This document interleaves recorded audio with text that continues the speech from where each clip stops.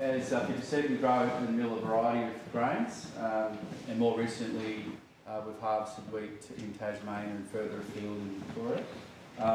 We also opened an on-farm bakery a year ago to both add value to our business and test our grain.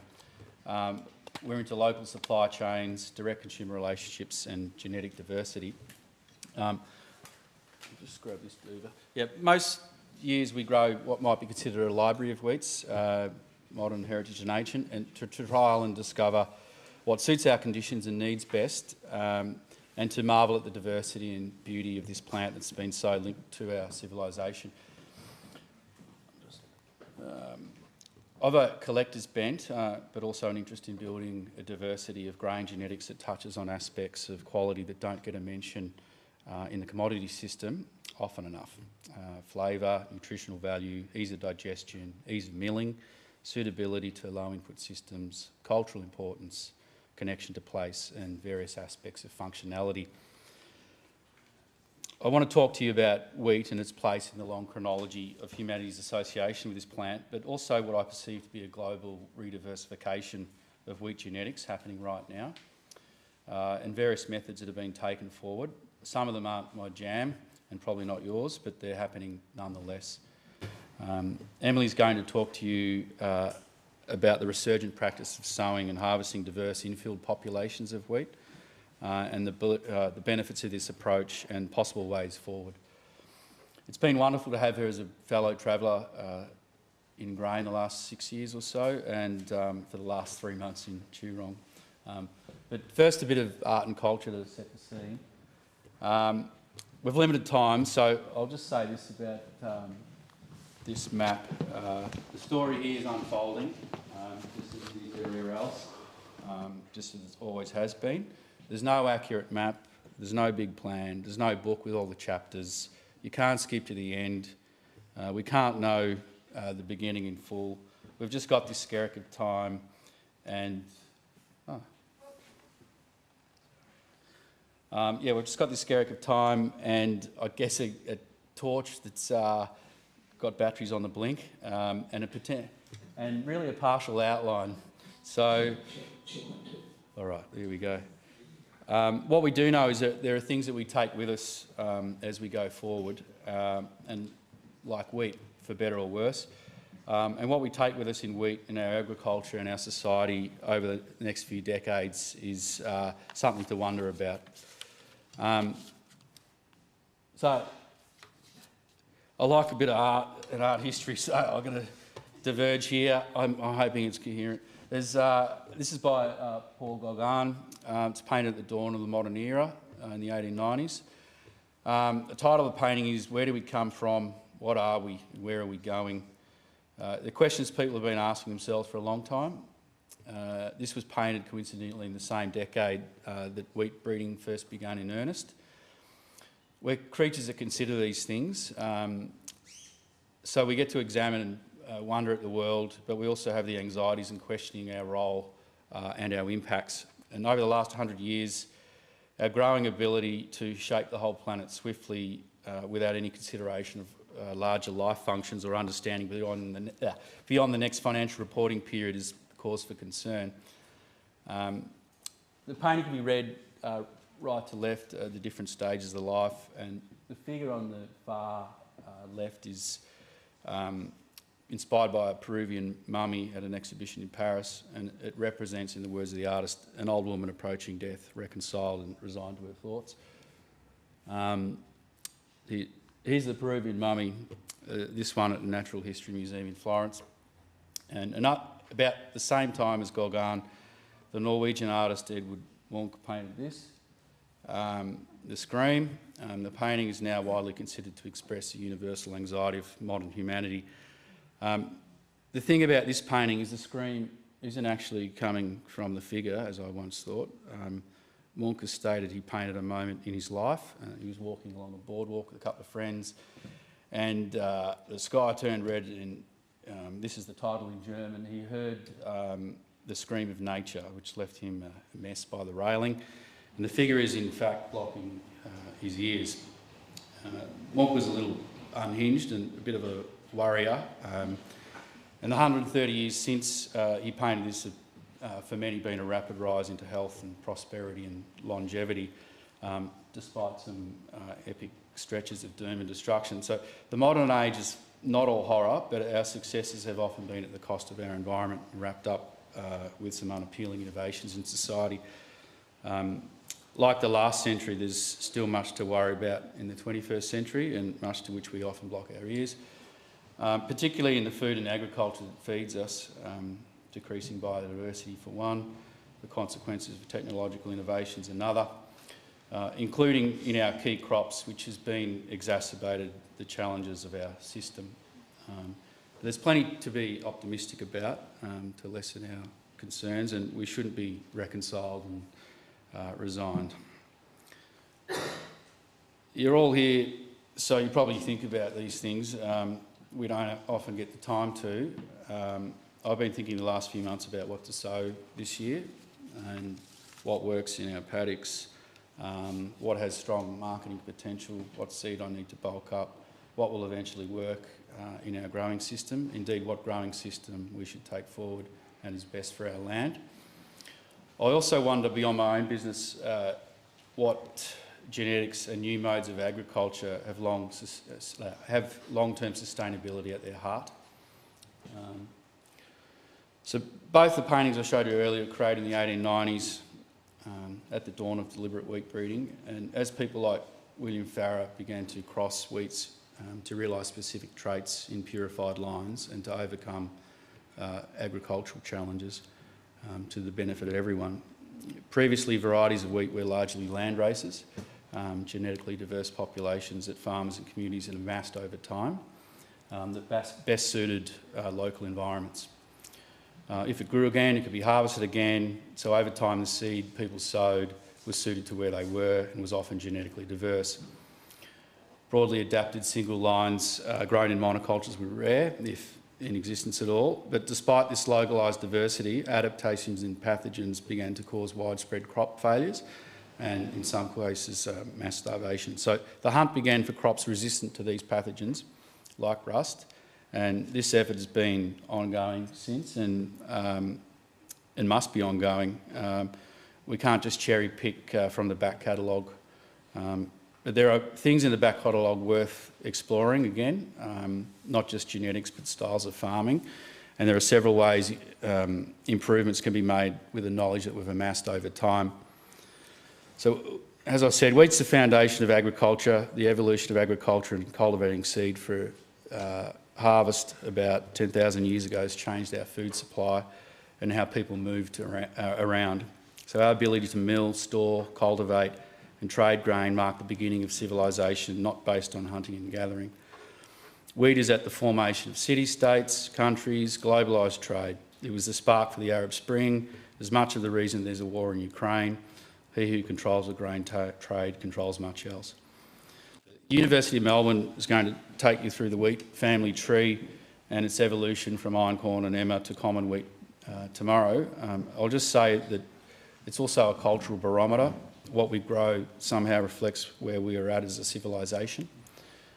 Just like this old tall wheat on the left, Florence Aurora, and this high-yielding semi-dwarf from Romania called Fatodi, that were solutions to the same problem but at different eras.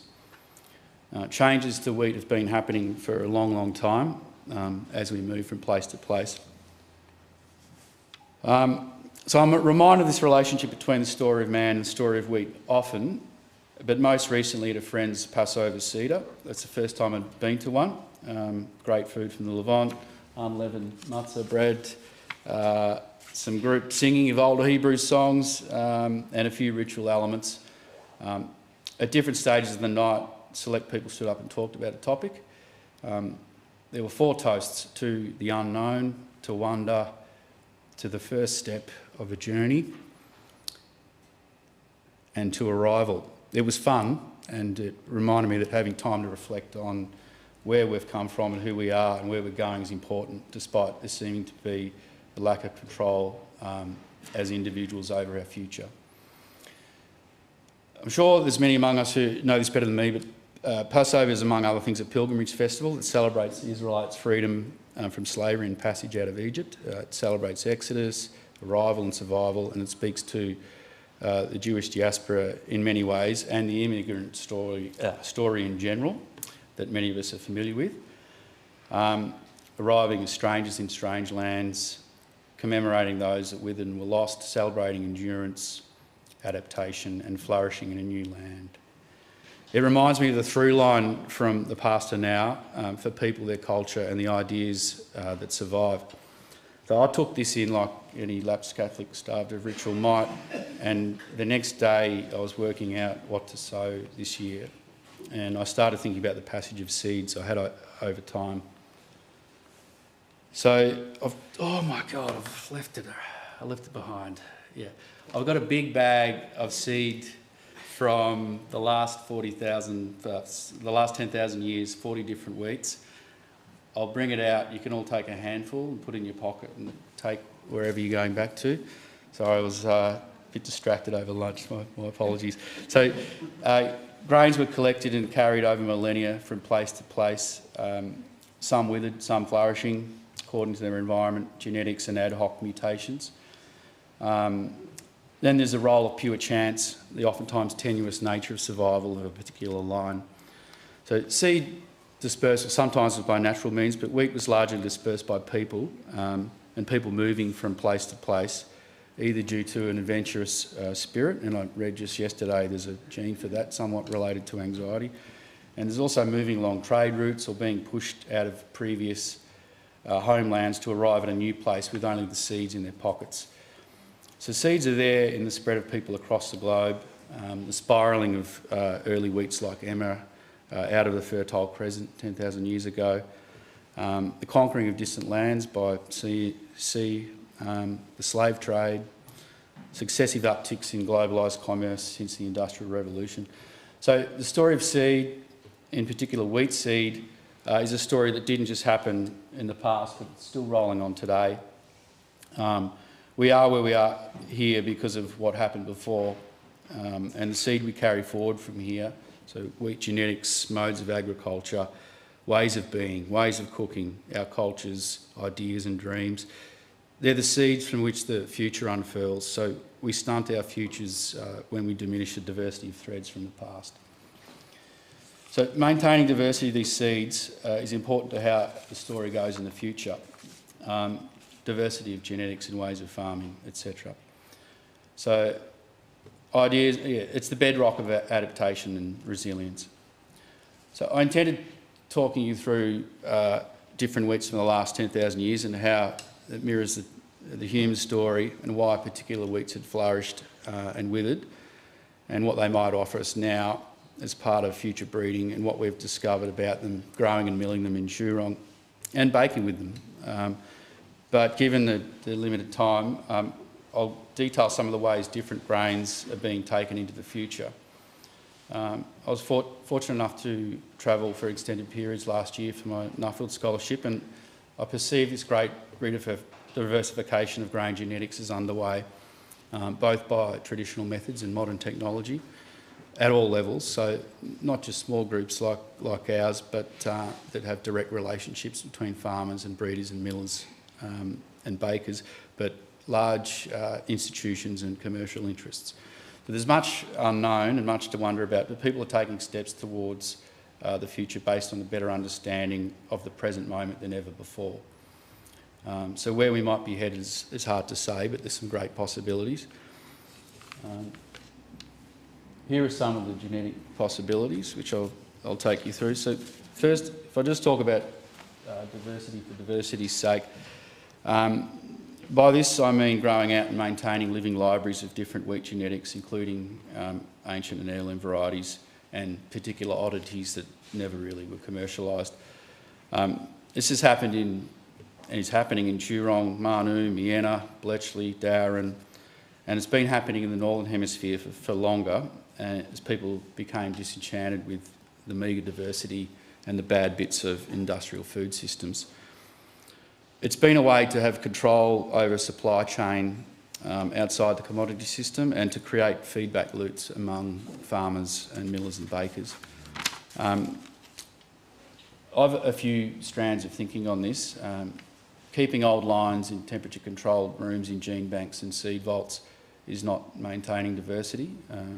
Diversity vaults are a fantastic tool, but things need to be grown and known to be conserved and observed. You never know what you might find or need, and the usefulness of the so-called useless is a hallmark of human innovation. Sometimes you don't know what you're looking for until you've found it. Indeed, random discoveries are often more important than the ones from research with standardised criteria of costs and benefits. So heritage and ancient wheats also continue to offer examples of some of the qualities we seem to have lost in the pursuit of narrow breeding criteria, so including the benefits of larger root systems, bigger biomass, different protein profiles, digestion and nutrition profiles. In short, they're a great genetic resource to mine, and nowadays backyard breeders and institutions do this as a matter of course. But in general, most heritage wheats are ones that went by the wayside because in comparison to recently developed wheats, they present various risks compared to, say, modern semi-dwarf wheats. So lodging, disease resistance, lower yield. It's also worth acknowledging that high-yielding semi-dwarf genetics was not meant to be a mode of agriculture for all time.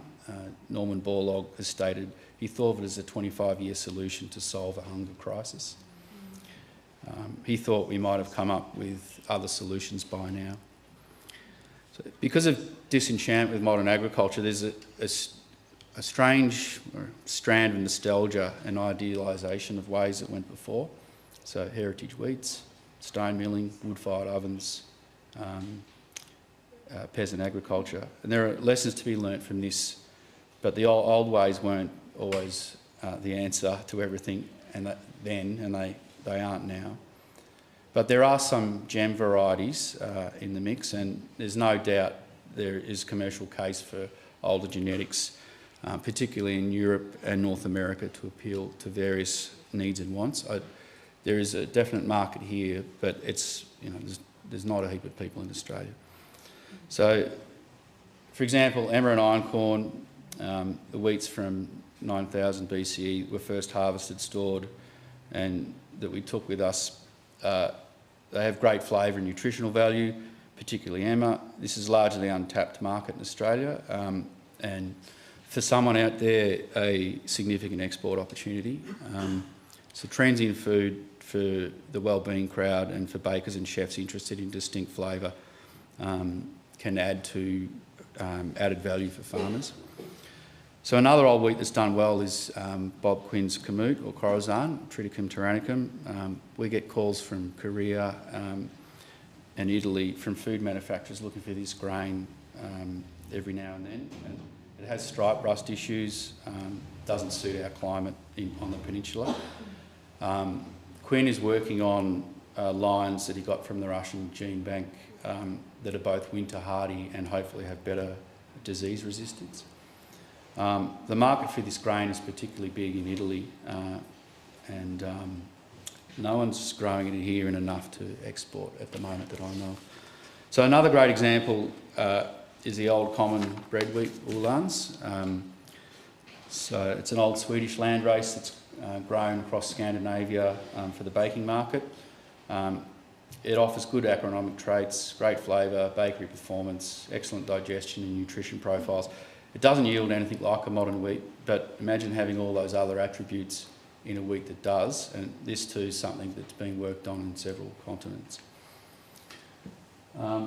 So hybrid modern heritage wheat plant architecture. So breeding that focuses on optimising plant architecture for early sowing or sowing into less moisture and for better nutrient scavenging ability.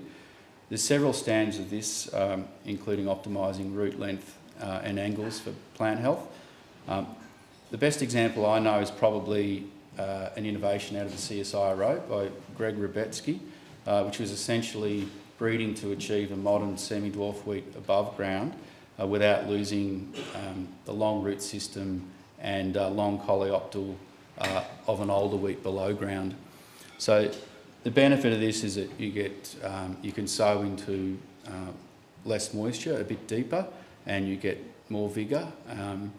And it's also it's something that a Australian seed company took on from CSIRO but didn't do anything with until a farmer said, hey, do you have that thing back there? Can I have a look at that? And put it in his field in WA, and in a real trial with regular wheats. Did very well. It's now subject to further development. So it's really important that farmers give feedback. It informs future breeding. So I guess farmer participatory breeding is a thing that yields better results, and we're often aware of. There's quite a few farmer co-ops that work directly with CIMMIT and weed improvement organisations, and rather than through seed companies, and they're doing this to great success. So they're producing and breeding wheats that are competitive with the seed giants, to the benefit of their membership base, who are all farmers. There's traditional breeding with modern technology. So wheat quality labs are using gene and molecular data analysis to undertake more considered pathways into wheat breeding. They're shortening development times and better eliminating undesirable genes that sometimes come over with genetics in regular breeding. So at a wheat quality lab in Hungary, where they'd mapped the genetics of wheat globally, they found the lowest diversity was in Western Europe. Eastern Europe was okay. Australia was extremely diverse for until probably the 1970s, but I think that's going to kick off again. As part of that, there's been other developments, so GMO wheat, so HB4 wheat, it's a transgenic wheat that includes genes from sunflowers. The intention is to achieve yield stability across drought years via this gene. So it's been developed in Argentina. It enables plants to withstand longer periods of stress while still accumulating biomass and yield in a conventional system. It also happens to confer glyphosate resistance, so grass weeds can be sprayed in crop. So this is often a quicker method to produce glyphosate-resistant weeds, and the actual yield benefits are not a marketer's dream. But it was the use of this gene, and wheat was approved by our government last year for release into our agriculture and food system. So we've had GMO corn and cotton in Australia for some time. The case for GMO cotton is it uses less water and chemicals, but the case for GMO canola is not clear, and certainly not for wheat, and the pushback on this wheat is much stronger because wheat's so key to our diet. I don't think this will go too far, but it is at the vanguard of various GMO innovations that will come thick and fast in the coming years, I'd say. So there's also wide crossing integration of wild ancestor material into elite lines. So that's rediversifying genetics by either copying the original crosses that happened millennia ago, and also just bringing those wild ancestor genes into modern genetics, so to bring over particularly disease resistances. There's also perennial wheat, which is developed through introgression too, and that is having a whole new farming system, or using a crop that is sown once and harvested every year without resowing or tillage. The difficulty with this is it's lower yielding, and the quality's not quite there. However, I think it's being advanced significantly. There's also high nutrition wheat, so wheats that have been bred with different improvements, so selenium, zinc, iron, particularly for areas in the world that have deficiencies, but also for other applications. So there's a high resistance starch wheat that was developed out of the CSIRO that means you can eat a highly processed food diet but still get the fibre that you can get from whole grain food, so you can have a bad diet and you'll be right, mate. So There's high GI, low GI wheats for different applications. There's also coloured wheats, so purple, blue and black wheats, and that have a high antioxidant content. Some Spanish breeders and a few other breeders have been combining purple and blue wheats to create a black wheat that has way higher antioxidants. There's also yellow endosperm wheats. I should probably move on to practices. My apologies. Yeah, I'll whiz through this. So, polycropping I find really exciting. There's a few ways this is done. So it's growing multiple species at the one time. I really like the combination of wheat and legumes and beans. It's good for the soil. It actually has a yield benefit. The GRDC, our main grain development body, has done a lot of work on this. The difficulty is you need new equipment to sow, harvest and clean this style of farming. There's also Bruce Maynard's no-kill wheat into native pasture, so there's a significant yield deficit, but he's able to sow wheat into a summer native pasture and harvest something off that. There's modern breeding to specific organic systems. There's Anders Borgen in Denmark doing this with Agrologica. He also focuses on nutrition and digestion. And also Peter Kunz in Switzerland has been doing it for some time. So their efforts are basically producing older wheats that still yield well. Older plant architecture still yields well. Yeah, so I'll just head down to population wheats. Emily's going to really talk about that. We've been chatting about it for some time now, and we do a few populations at Chiron, including one that we brought in from the US. The other thing I want to talk about was wheat as the dominant crop in our food system. It has been for some time. We're growing it all over the world in various environments, and some of those places should be growing something else. There's a diversity of underutilised crops out there that are high in nutrition, good for us, that grow well and have a triple bottom line sustainability too. Some perennial wheat, some older wheat. I'll just chat to you about this guy before I hand over. So the future probably looks something like that, a bit cobbled together. This man's a French slash Catalonian psychiatrist, Francois Toscales, and he lived under occupation in France under the Nazis, in Spain during Franco's regime, and in Catalonia. And he came up with some ideas about institutional psychiatry and about occupation and mental health issues after being lived in an occupied area. And basically, after the occupiers have left, they still occupy your mind. So he was all about freeing your mind and thinking of it differently. And he's holding aloft a sculpture by one of his friends, an art brut practitioner. Anyway, great guy. Yeah, it's my daughter. And if you've got any questions, talk to me afterwards. Thanks, Emily. Yeah.